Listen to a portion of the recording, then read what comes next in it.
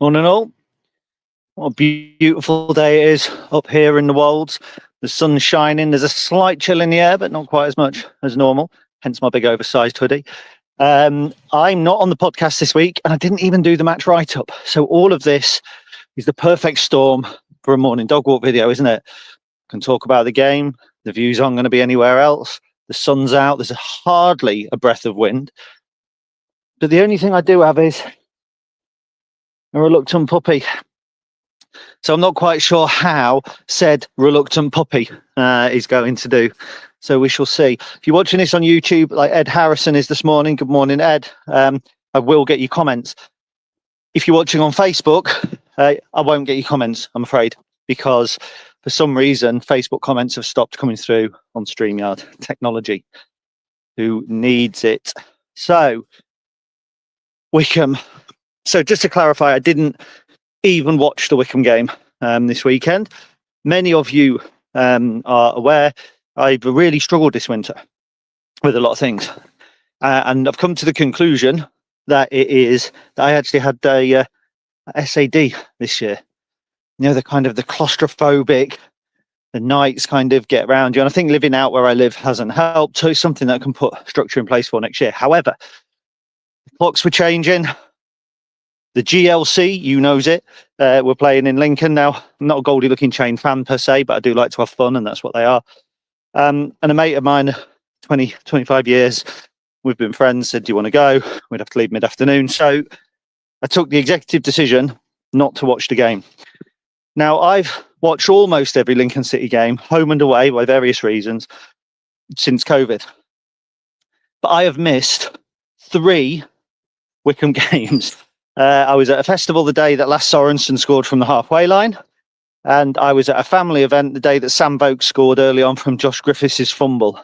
So I have a habit of missing Wycombe, which is also ironic, given it was the first game that I went to back in the Football League back in 2017. Anyway, pointless. I was just padding while some more people joined. Welcome to you if you are one of the 6 that are watching. This isn't a Patreon-only special, so I will put this out. It will remain on the YouTube, but I will be looking at doing some Patreon material a little bit further on in the week. If I get time, I'm just going to pre-warn everybody now. I'm at the uni doing something with first-year students tomorrow. We're at home tomorrow night. I've got to write that game up. I'm then at the ground again first thing Wednesday morning to work with the Priory Federation of Academies and the Former Players Association. But it's a busy week, but I will endeavour to do my best. And by the weekend, things should have slowed down. Hopefully not too slow, because it's the 10K on Saturday. So I didn't really get to see anything of the game until Sunday, because by the time the post-match reaction came out, and a lot of that post-match reaction is Twitter reaction, 1, I ignored it because I always do, and 2, I was already 5 or 6 pints deep, which is great for your marathon training, by the way. I've checked. So I didn't see an awful lot until the next day. What I am going to have to do, though, just for a moment, is get rid of this. My Lord. It's absolutely roasting up here. It really is. There we go. So I didn't get to see an awful lot. I did follow it. I knew we'd lost. I knew Paudie O'Connor must have been sent off because my fantasy league points went from 77 to 56 like that. Which was frustrating. So having watched back highlights, looked at the stats on Scout, I've come to the conclusion that the game was boring. Now, I've come to that conclusion based on the number of shots on target for both teams, based on the fact that the first highlight from Sky Sports was a 1-minute attack from Wycombe that didn't really include a shot on goal. When they're padding a 2-minute highlight package, for me, it must suggest that the game's crap. Most of you will have watched it. So the strange thing here is that I'm telling you about a game you've watched and I haven't, but these are my overall thoughts. I didn't think we'd go to Wycombe and win. I can absolutely understand going there and trying not to get beaten. But I can also understand the fans that are saying, our season's over, we should have just gone and given it our best. But if we'd gone with a full attacking lineup and got beat 4 or 5-0, that would have also reflected badly. Going for a draw 6, 7, 8 games before the end of the season, I don't know. Michael Skabala made some changes. Obviously, Eric Ring was probably the main one coming in. We want to see more of Eric Ring. We want to see Ring in and around the first team really next season. We want to see him on the fringes coming on. Sorry, 1 second. So we want to see Eric Ring kind of more heavily involved, I think. And obviously, he's had our best chance. And chatting to my dad yesterday, he goes, Ring really should have scored that. I always see chances, or 90% of chances, slightly differently. I'll see a chance and say, well, he's done well to get there and put himself in that position. And if he keeps doing that, the goals will come. So I was happy to see him have his chance. Maybe he should have done better. Maybe it's a good save, whatever. But other than that, on the balance of play, and I have watched most of the game back, you can watch all the little incidents on Y Scout. I just thought it looked like two average teams. That reflects poorly on Wycombe and not as poorly on us, because we do know that we're a pretty average team in this division. On our day, we do very well. We went to Birmingham, we gave it a go. We lost 1-0 through a penalty. But we gave it a go at not getting beaten, and people after that were saying, we've gone there and we've struggled. My only worry is that most of our matches between now and the end of the season are against teams in and around the top 6. I don't want to see us go in and play in those last 6 or 7 games, however many it is now that are left, defensively. Particularly away at Stockport, particularly at home to Bolton. These are games, especially the home games, that we have to see Lincoln go and try and win, I think, because it will just give everyone a little lift. Now, every little lift for the following season doesn't always last. That moment almost a year ago now, when we applauded them off the field, when Portsmouth scored their second goal. Yeah, that was one of those moments where you think the unity is back, but it only took 2 or 3 games the following season and it's gone.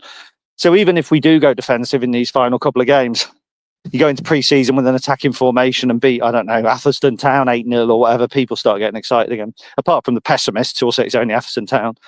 But they're the same pessimists that say if you beat Peterborough 5-1, it was a poor Peterborough side. Or if you put 5 past Bristol Rovers, it's a poor Bristol Rovers side. It's never a good Lincoln side.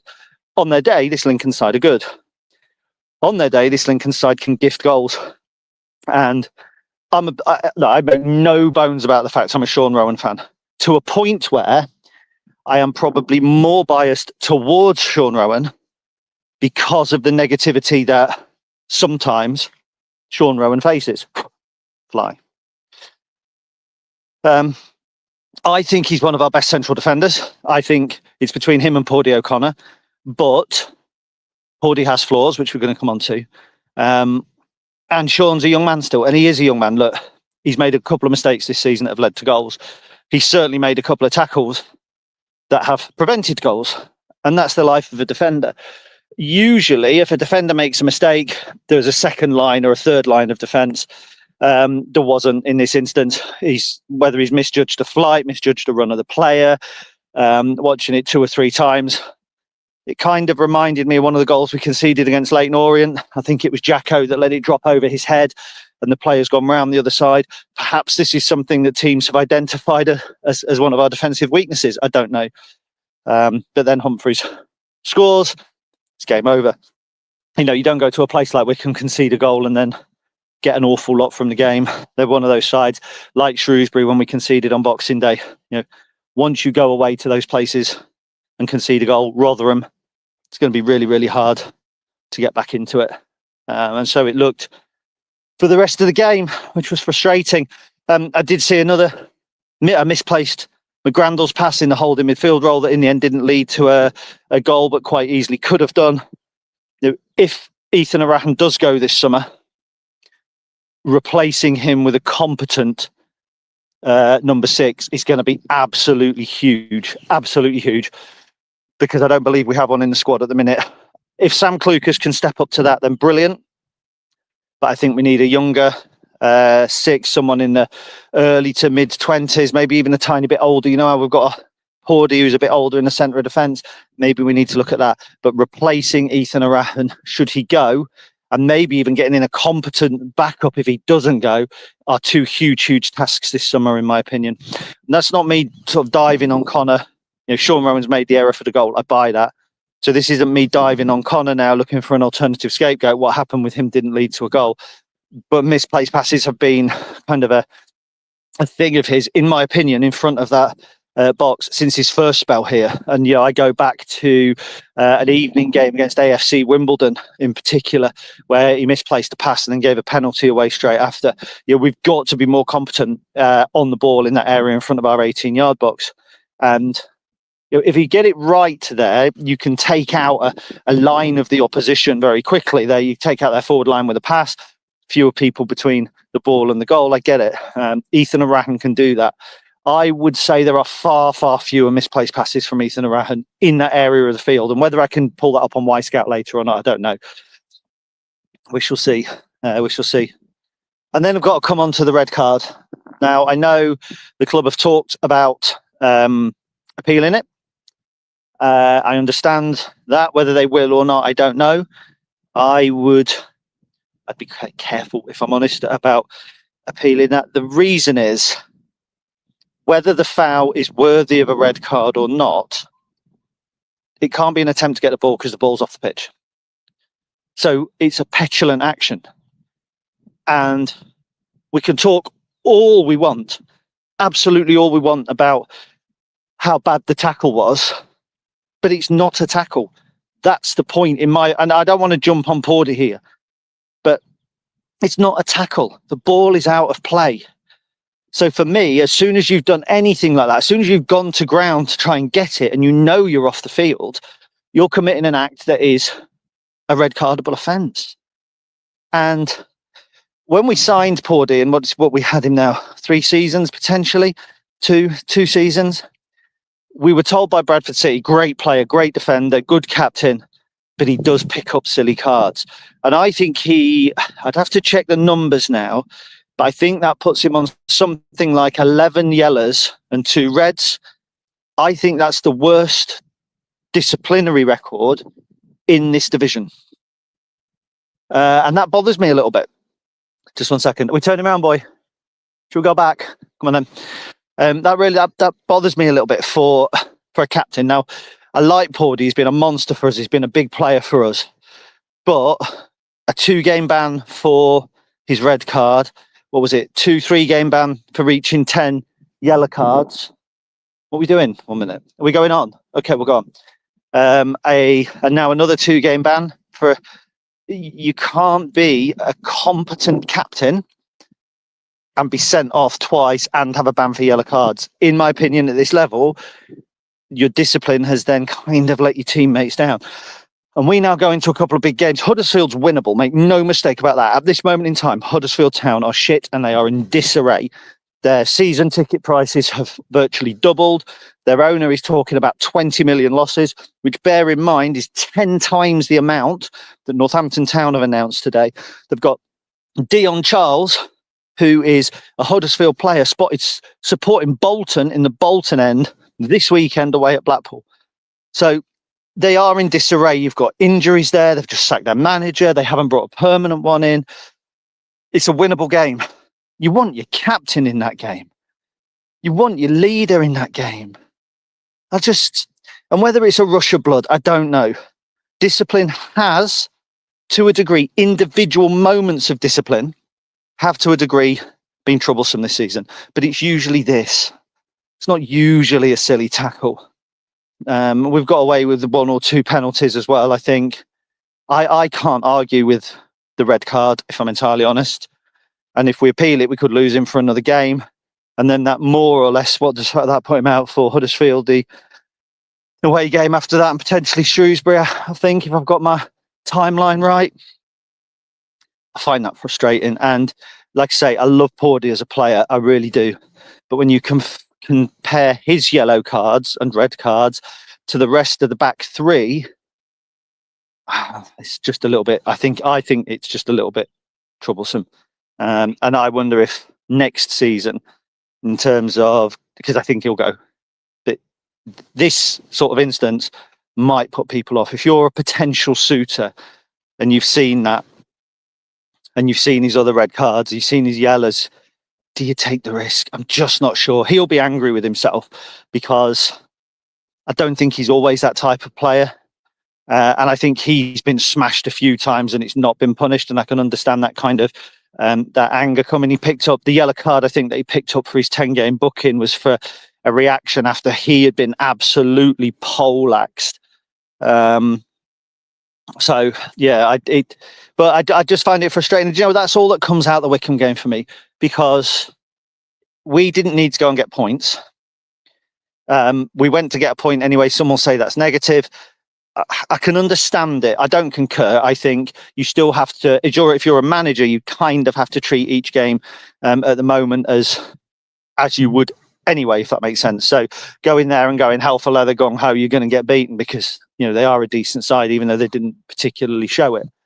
But yeah, that's the game, isn't it? We move on to Huddersfield. It'll be a different thing altogether because it's a home game. They're a relatively local rival. Yeah, I know you're a fair way to get to Huddersfield, but they're a rival in that, they took Dan and Nick. They took Harry Toffolo. They took Lass Sorensen. They took Taylor Fletcher. There was the dive from Andy Booth. There was the offside from Pavel Abbott. Like, they do us every time. And all we've really got in that is, well, we beat you 3-1 once. So really, really, this game matters to me. And it won't matter. This sounds wrong. It won't have the same impact for Michael Skubala and the players. They'll see it as a chapter of this season. I see it as a chapter of a longer rivalry that has sprung up in recent years. And if I remember correctly, I may be wrong. If I remember correctly, I think they were also the first team to knock us out on a golden goal in I think it was in the AWS Shield in 94, 95 or 95, 96, but I might be wrong. Somebody will fact check that for me. Absolutely certain of that. Facebook comments are coming through. Wow, wonders will never cease. So I've already said morning to Ed Harrison. Chris says, morning, pal. Genuinely can't get my head around the criticism of Rowan, but completely ignore fans who say shit. First game for me live on Tuesday. I can't wait for it. Live football is just the best. On the plus side, for a Lincoln side this weekend, the 18s whooped the Codheads 5-2, and their goals were an absolute fluke and an own goal. DK back with a hat trick. That's Weaver, isn't it? Yeah, I did see that. Hopefully we'll see some of these young boys coming through, the likes of Zane and DK and stuff like that.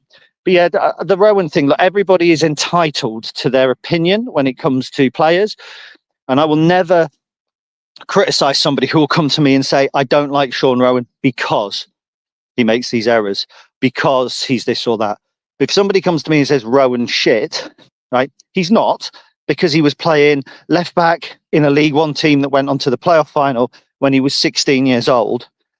He's had to battle back from loan spells and almost being cast aside, and he's played something closing in on 100, 150 games, something like that for Lincoln, and he's 22. He's not shit.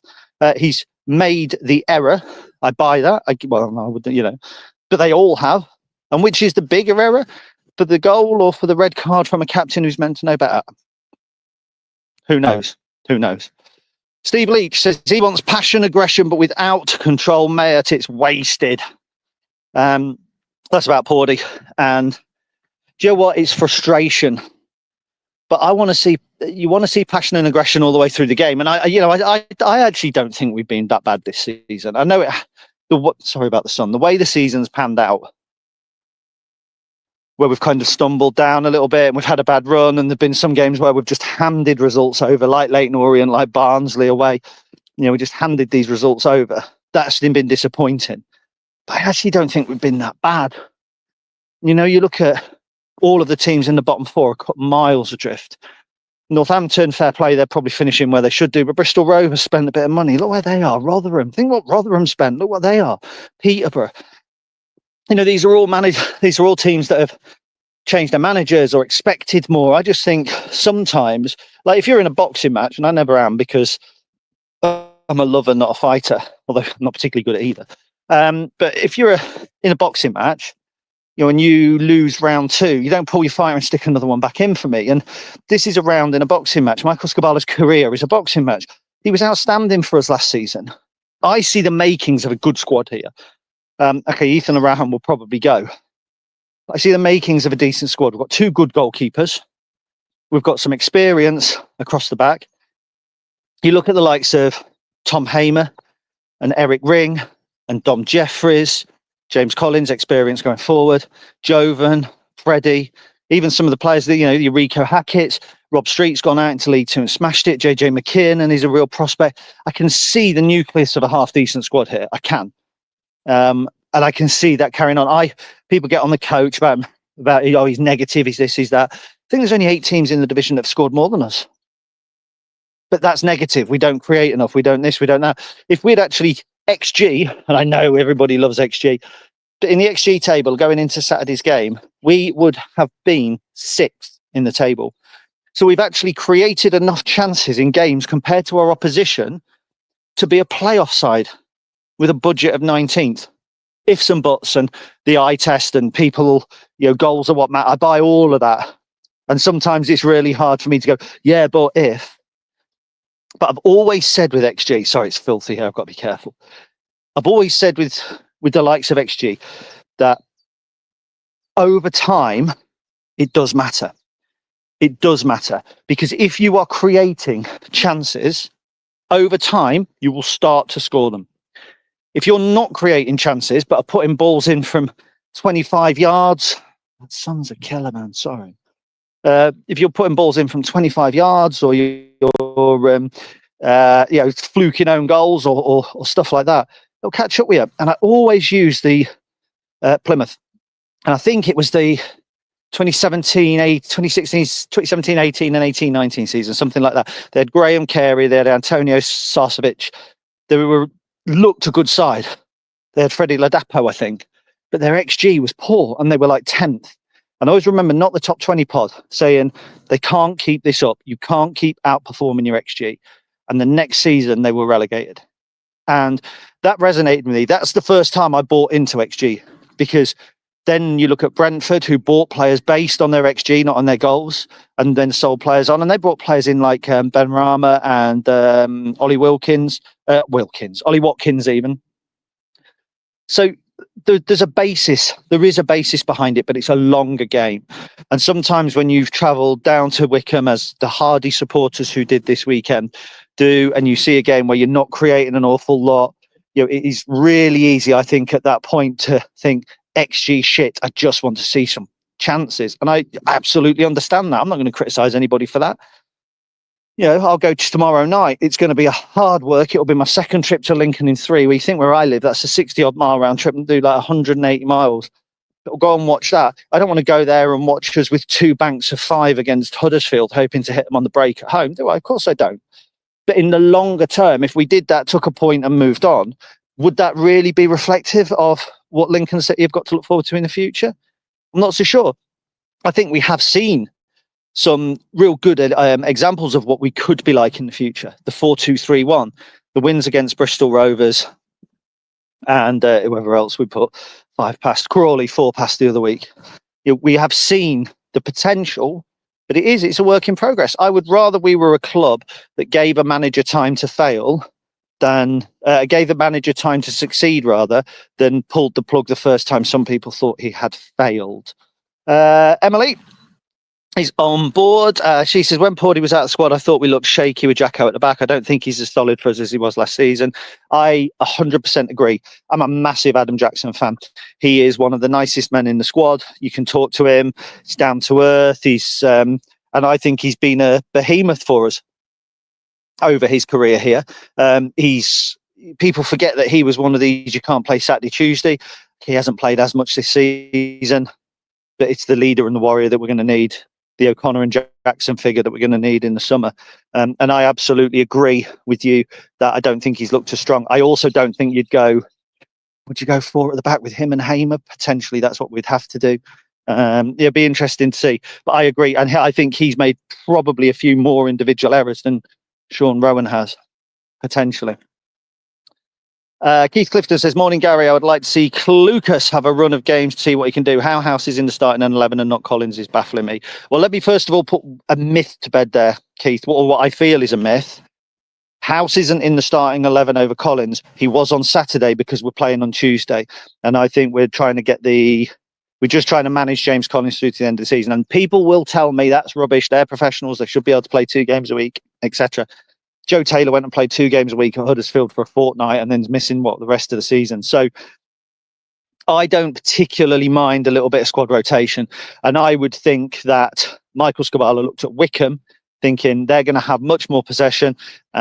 It's away from home. Collins probably won't get as much of a sniff. We'll play Ben House. He's a harder worker. I think he's been really poor on the ball, if I'm honest, this season. But we'll play him. Collins 100% starts on Tuesday night unless he's got a knock or something. 100%. And I think we're going to go for it Tuesday night. I think Michael Skubala will understand, and the coaching team will understand, that we have to go for it on Tuesday night. We have to go for that game and entertain supporters because season ticket sales are still on. There's no point in going there, shutting up shop, going for a 0-0, having Ben House chasing everything up front and James Collins twiddling his balls on the bench. Ain't going to happen. Ain't going to happen. As for Clucas, it's a good story.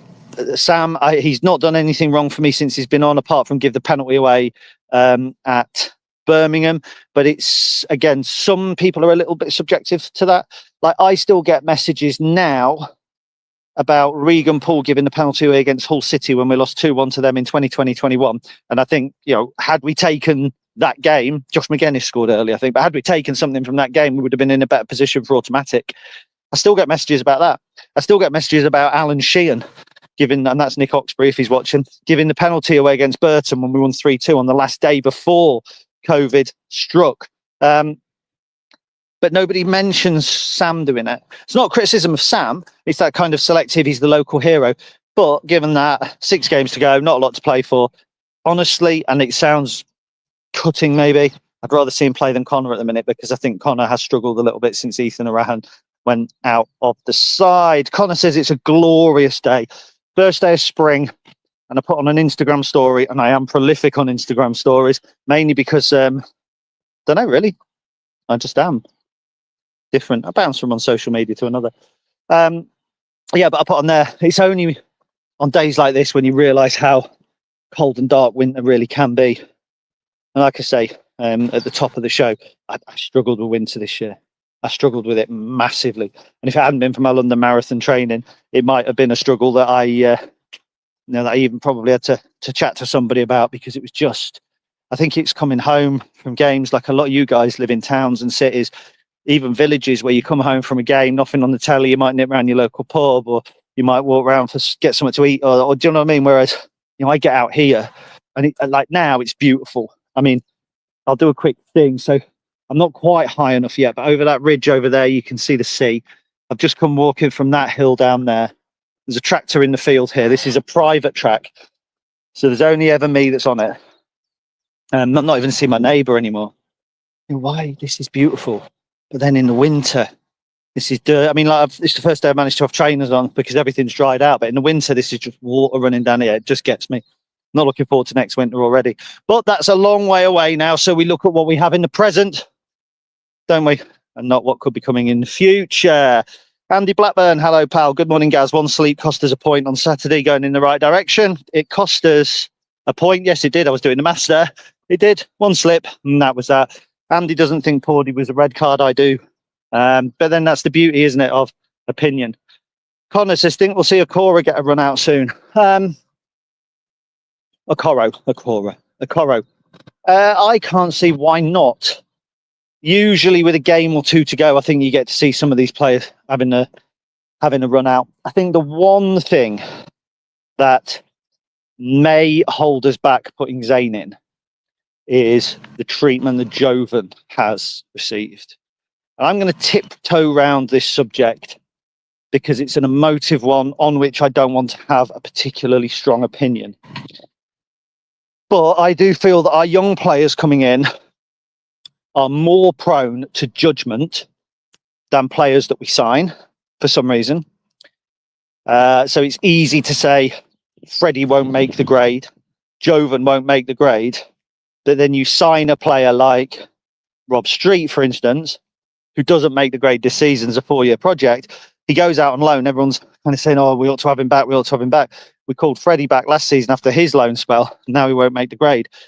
I also think certain young players are more prone to criticism than others. I think I'll leave it there. Jovan has been very good for us this season. He was not on Saturday. He dips in and out of form, but people forget the form he showed just before he was given his contract in October. People were raving about him back then, but he missed a couple of chances, particularly Stevenage, I think. Was it Stevenage or Rotherham at home over Christmas? Everyone's on his back again. And then he's just had 7 goal involvements in 4 games or whatever.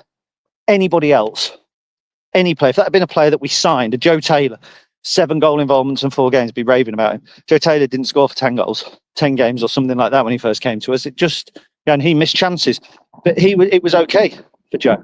So I think that the manager will be slightly aware of what can happen when you put young players in, and he may affect his decision to, but we shall see. And bear in mind also Zayn likely to be our player next season, whereas there are 1 or 2 who I think we still have to make contract decisions on, and it would be of more use to see them. But then I suppose if you're, keep going boy, let's say if it's Rico Hackett or Ben House or somebody like that we have an option on, I would think if Michael doesn't know now what he's going to do with them, he probably won't. Anyway, come on, this way. So there we go. Keith says, I agree with you that the future looks good with the youngsters coming through, but I do think House and McGrandles are squad players at best. I'm not saying they're bad players, I just think they aren't good enough on the ball. I think there has been evidence to back up your opinion, Keith. So in that respect, it's a valid opinion. I don't think Ben House has been as good this season as he was prior to his injury, and that's unthinkable. At the beginning of this campaign, Ben House was my starting number 9 or whatever for us. Right now, in the way that we play, he's behind James Collins and he's behind Fred Draper when we're playing the 1 up top. So he's now our 3rd choice. Not a bad player. Everything he does off the ball is great, but you win football games on the ball. As for Connor, I think he's better than the evidence suggests he is. Like, he makes that slip, it's on the highlights, people see it. I think if you watch the whole game, his passing accuracy is probably, and I'll look to back this up, stats later if I get time, it's probably on a par with everybody else. He fights hard, he's got a great engine. Again, he probably hasn't had the same impact that he had in his 4 loan games last season coming in, because he was very good then. And he's probably not quite the player he was in the 2020-21 season when you guys, Stacey West readers, voted him player of the season. Said he was the best player. In the year that we had George Grant and Brennan Johnson and Morgan Rogers, on match ratings week by week, you gave player of the, well, not you specifically, but you, viewers, give Conor McGrandles player of the year. I don't think he's hit those levels. I do think it's been tough for him the last few weeks because he's playing that kind of 6 role where Ethan Arahan plays, but I don't think he's as suited to it. But I also think that we signed Sam Clucas as potential cover for Connor should we sell Ethan Arahan, and then we'd have another that could play the 6. So in my view, with Sam on a short-term contract, I would like to see him, and I agree then, I think with Keith, I think it was a little bit further up. I'd probably kind of like to see him getting a little bit more game time in that role towards the end of the season. See if it is worth adding to Dad's army and having the 30 plus, Collins, DeRico and Clucas. A lot depends on financials, but you have those players, a defender, a midfielder and a forward, 34, 35, 36, however old they are. There is then a role model for every single one of the young players across the field. Any defenders have got Tendai, any midfielders suit Sam, any strikers have got Collins. So I think I think that is something that we should be considering for next season. Right, I am now coming round to the farmyard where my house is. It's so warm. It's absolutely gorgeous.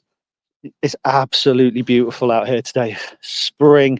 It does, for me, this morning, feels like a new beginning almost. I know the clock's only changed yesterday and I know it's been nice-ish weather, but it does feel like spring now. It does feel like 2025 can get started. It hasn't really started for me. Some might say it hasn't really started for Lincoln City. And, both, it's funny, our lives are probably parallel. The football club will look back on January and February and think we could have done things better. I'm certainly in the same boat, but we're all looking forward now, aren't we? And we're moving into the summer. And then with Michael Skubala at the helm, I still believe next season we can look to improve on what we've done this season. You can say I've got rose tinted spectacles on. They're not. They're actually ginger tinted. So There we go. You'd be wrong. Ladies, gentlemen, boys and girls, I really appreciate you joining me on this dog walk. My apologies for the slightly different coverage this week. Kyle's a young writer who's been given chances to. He's been aching to write a match report. So he's had the opportunity today. Do go on, read it, check it out, see what you think. Chris and Ben will be on the podcast tonight. That's going live at 8:15. I shall be on the podcast with you on Thursday. Not sure who with us yet, but we shall see. And then we'll crack on. Also, sorry, just to clarify, Tuesday night against Huddersfield, an hour before the kickoff, I will look to be around the Red Imps Community Trust stand. So I will be selling raffle tickets for the raffle that I'm doing for the London Marathon. We've got some great prizes, signed shirts, gym box, Belgate clothing vouchers, signed in tunes, drawing. We've got signed football, a copy of EA25 with the signed sleeves. So loads of great prizes. £5 a strip, pop along. I'm closing in on £5,000. I mean, I'm about 800 off it, but I'm pretty sure that with 28 days to go, I can get there. We can get there. So yeah, pop along and have a chat, and I will see you all on Tuesday. Bye.